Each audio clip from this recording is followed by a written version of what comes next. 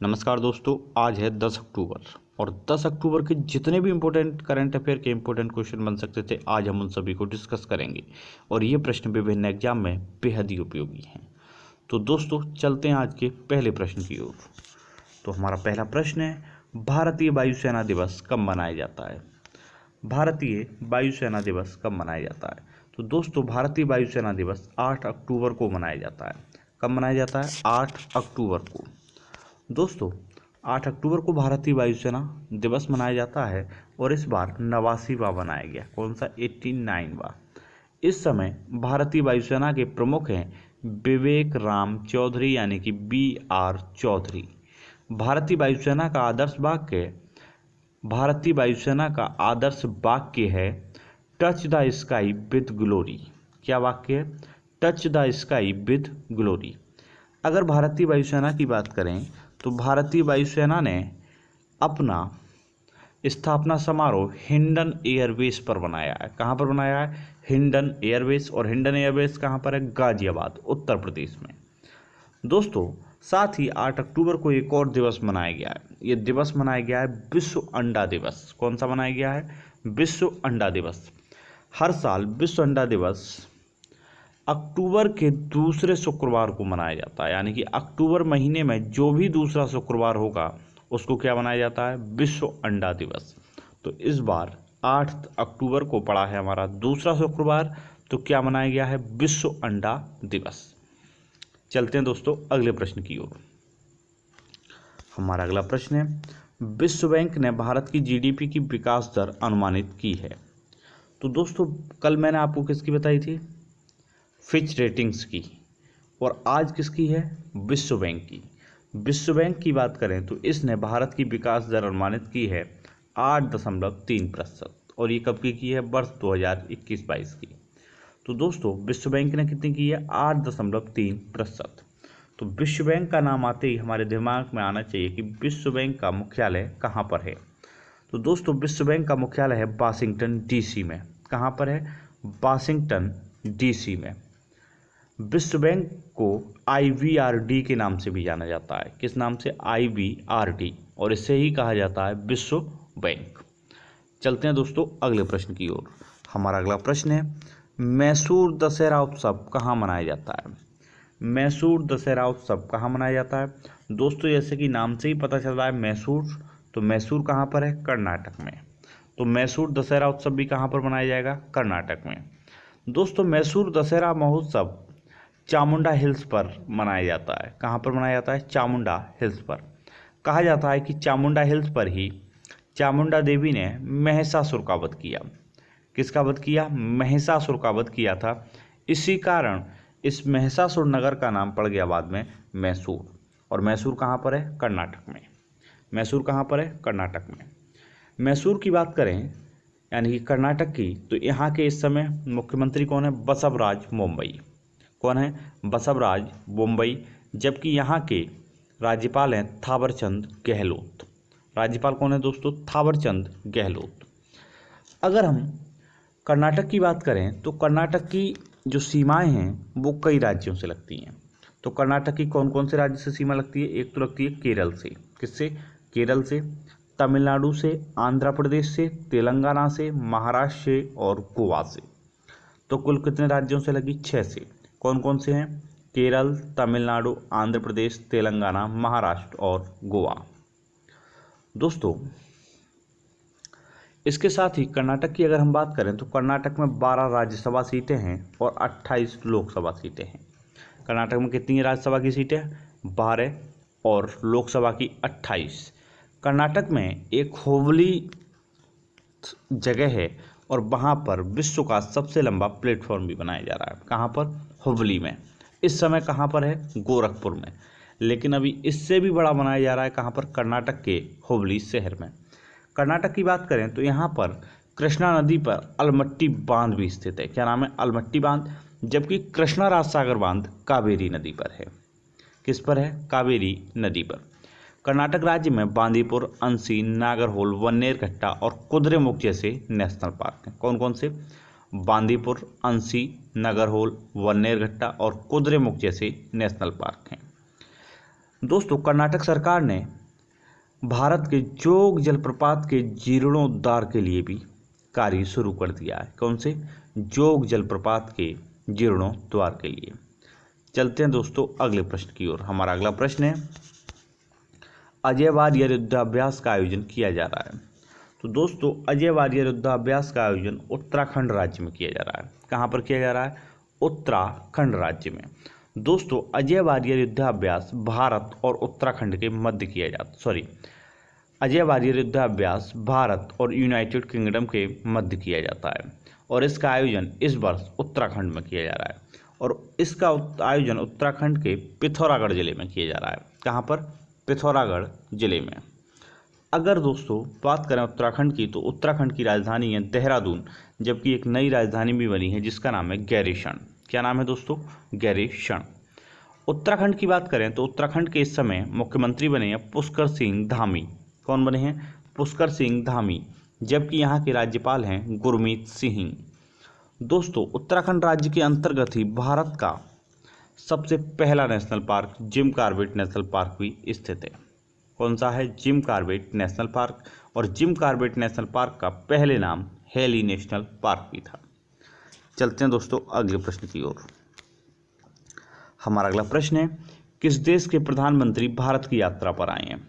तो दोस्तों इस समय डेनमार्क के प्रधानमंत्री भारत की यात्रा पर आए हैं। कहाँ के? डेनमार्क के। और डेनमार्क के जो प्रधानमंत्री हैं वो 4 दिन की भारत की यात्रा पर हैं। कितने? 4 दिन की भारत की यात्रा पर हैं। और डेनमार्क के प्रधानमंत्री का नाम है मैट फ्रेडरिक्सन। क्या नाम है? Mat Frederiksen. डेनमार्क की बात करें तो डेनमार्क की राजधानी कोपेनहेगन है, जबकि यहाँ की मुद्रा डेनिश क्रोनार है। क्या है? डेनिश क्रोनार। चलते हैं दोस्तों अगले प्रश्न की ओर। हमारा अगला प्रश्न है, एयर इंडिया को टाटा सन्स ने कितने करोड़ रुपए में खरीदा है? तो दोस्तों एयर इंडिया को टाटा सन्स ने 18,000 करोड़ रुपए में खरीदा है। कितने में? 18,000 करोड़ में।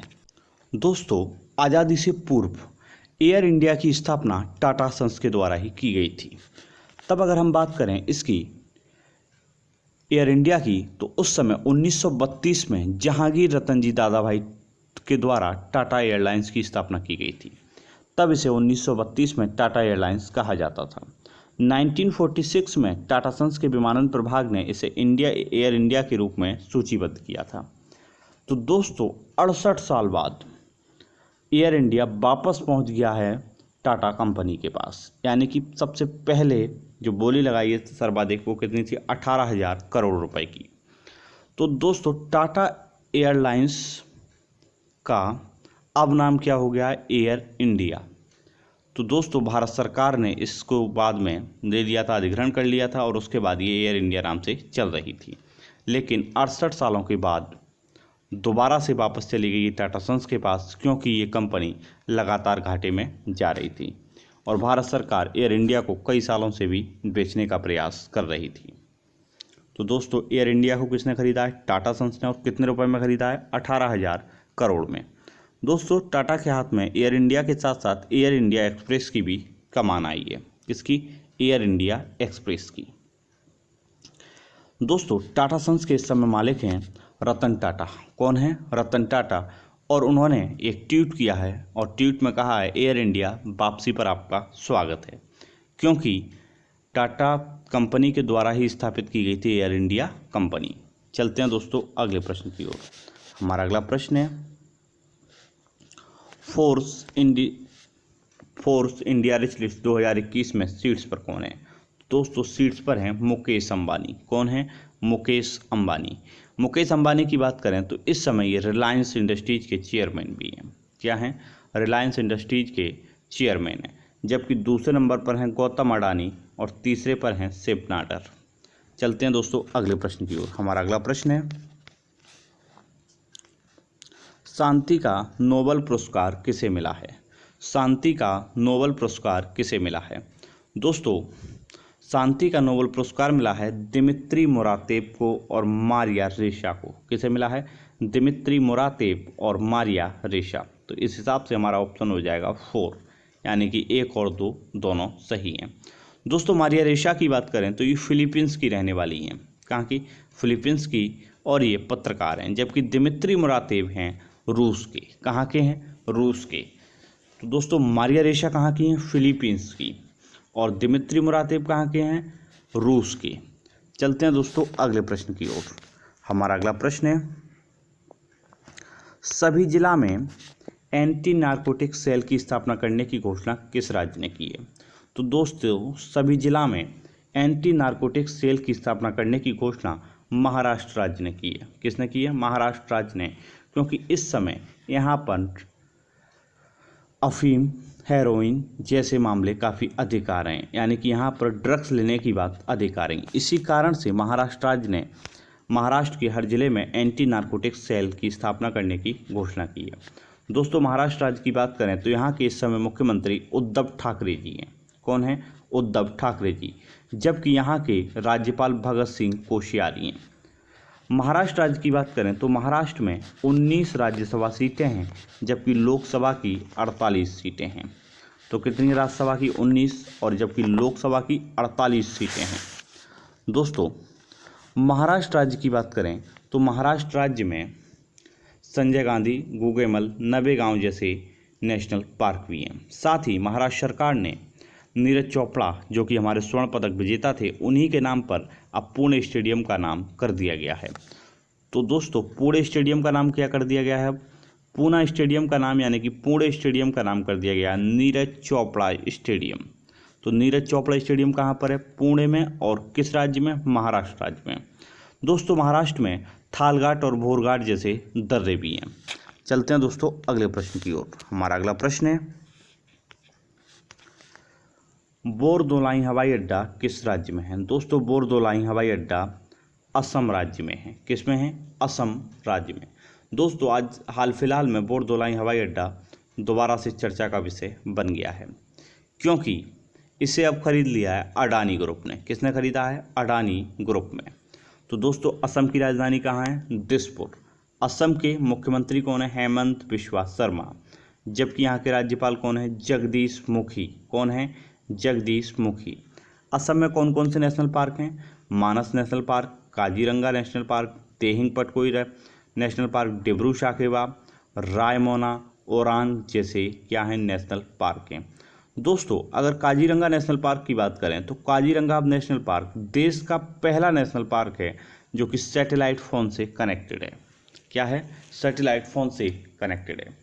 काजीरंगा नेशनल पार्क एक सींग वाले गैंडे के लिए भी विख्यात है। क्या है, एक सींग वाले गैंडे के लिए विख्यात है। कौन सा पार्क, काजीरंगा नेशनल पार्क। दोस्तों मानस नेशनल पार्क से मानस नदी बहती है। कौन सी नदी बहती है, मानस नदी बहती है। चलते हैं दोस्तों अगले प्रश्न की ओर। हमारा अगला प्रश्न है, भारत प्रसन्नता रिपोर्ट में कौन शीर्ष पर है। भारत प्रसन्नता रिपोर्ट में कौन शीर्ष पर है। तो दोस्तों भारत प्रसन्नता रिपोर्ट की बात करें तो भारत प्रसन्नता रिपोर्ट 36 भारतीय राज्यों संशासित क्षेत्रों के नाम पर जारी की गई थी। दोस्तों इस रिपोर्ट को जारी किया है राजेश के पिल्लानिया ने। किसने जारी किया है, राजेश के पिल्लानिया ने। और इसमें भारत के 36 राज्य शामिल किए गए हैं और टॉप पर रहा है मिजोरम। कौन रहा है, मिजोरम। जबकि दूसरे स्थान पर है पंजाब। पंजाब कौन से स्थान पर है दोस्तों, दूसरे स्थान पर।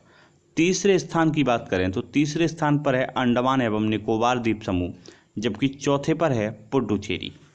पांचवें पर है सिक्किम। सिक्किम कौन से स्थान पर है दोस्तों, पांचवें पर। जबकि हमारा प्यारा राज्य उत्तर प्रदेश है 10वें स्थान पर। कौन से स्थान पर है, 10वें स्थान पर। दोस्तों इससे पहले कौन सा राज्य है, तेलंगाना, यानी कि 9वें स्थान पर कौन सा है, तेलंगाना। तो दोस्तों भारत प्रसन्नता रिपोर्ट प्रोफेसर राजेश के पिल्लानिया के द्वारा जारी की गई थी और इसमें सर्वाधिक प्रसन्न राज्य किसे बताया गया है, मिजोरम को। किसे बताया गया है, मिजोरम को। चलते हैं दोस्तों अगले प्रश्न की ओर और ये प्रश्न है हमारा कल का प्रश्न। कल मैंने आपसे पूछा था कि एसडीजी भारत सूचकांक में कौन शीर्ष पर है। तो दोस्तों एसडीजी भारत सूचकांक की बात करें तो इसमें शीर्ष पर है केरल राज्य। कौन है, केरल राज्य। दोस्तों कल हमें बहुत से लोगों ने सही जवाब दिए और सही जवाब देने वाले लोगों के नाम हैं दिव्या वार्ष्णेय जी, संध्या भारती जी, मुनेश कुमार जी, सुबोध कुमार जी, अंजना गोस्वामी जी, अजय सिंह जी और अनीता जी के द्वारा। इन लोगों ने हमें सही जवाब देने की कोशिश की और अधिकतर लोगों ने हमें डिटेल में जानकारी दी। दोस्तों, अगर आपको भी हमारे आज के प्रश्न का जवाब पता है तो आप भी हमें कमेंट बॉक्स में जवाब दे सकते हैं। तो चलते हैं दोस्तों आज के प्रश्न की ओर। हमारा आज का प्रश्न है, साहित्य का नोबेल पुरस्कार किसे मिला है? साहित्य का नोबेल पुरस्कार किसे मिला है? दोस्तों, आपको कमेंट बॉक्स में ये भी बताना है कि जिस व्यक्ति को मिला है वह किस देश के इस समय निवासी हैं। तो दोस्तों, क्या क्या बताना है आपको, यानी कि किसे मिला है और कहाँ के रहने वाले हैं। दोस्तों, अगर आप हमारे लिए कमेंट बॉक्स में सही जवाब देंगे तो हम आपका नाम वीडियो में भी बोलेंगे। दोस्तों, आज की अगर ये वीडियो आपको पसंद आई तो इस वीडियो को लाइक और शेयर करना ना भूलें। साथ ही साथ इस चैनल को अगर आपने अभी तक सब्सक्राइब नहीं किया है तो इस चैनल को सब्सक्राइब जरूर कर लें। साथ ही बेल आइकन को दबाना ना भूलें, जिससे आपको हर नोटिफिकेशन की जानकारी पहले ही मिलती रहे। तो दोस्तों, आज के लिए बस इतना ही। आपसे मुलाकात होगी कल नए करंट अफेयर के साथ, जो कि आपके लिए बेहद ही उपयोगी सिद्ध होगा। तो दोस्तों, नमस्कार, जय हिंद।